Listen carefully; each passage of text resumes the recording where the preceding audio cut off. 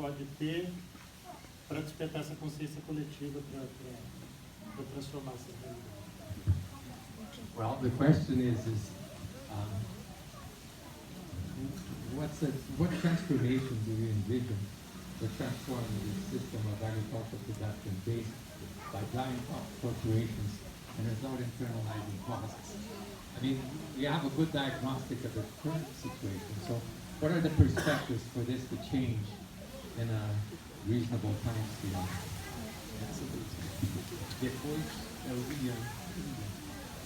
Well,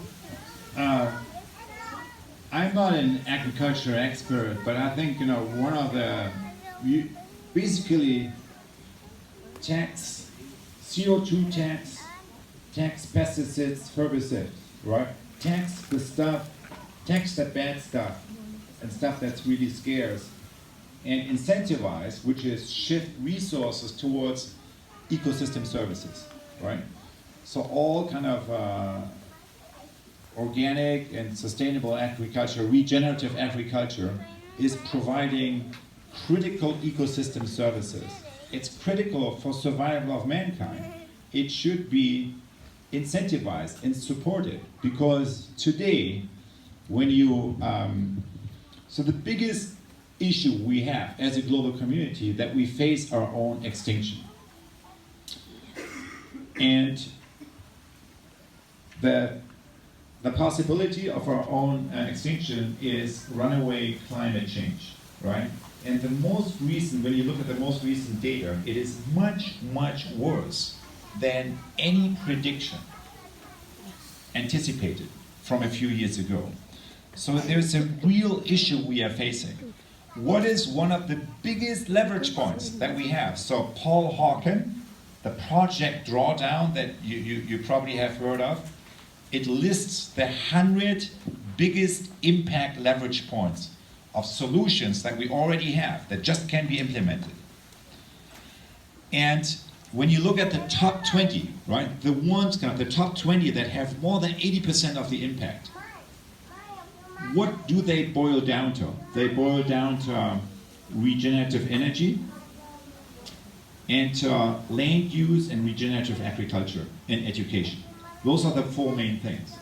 So agriculture, the transformation of agriculture, is at the core of the climate challenge.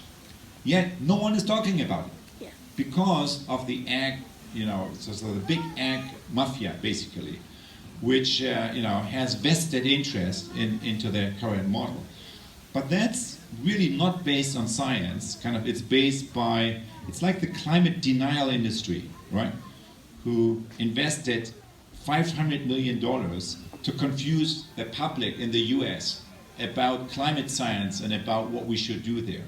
So I think what we should be doing is pretty clear, and it has to do with taxing the negative externalities where we can, and supporting the ecosystem services, creating funds for that, subsidize the right things, not the wrong things, right? So today we subsidize the wrong things.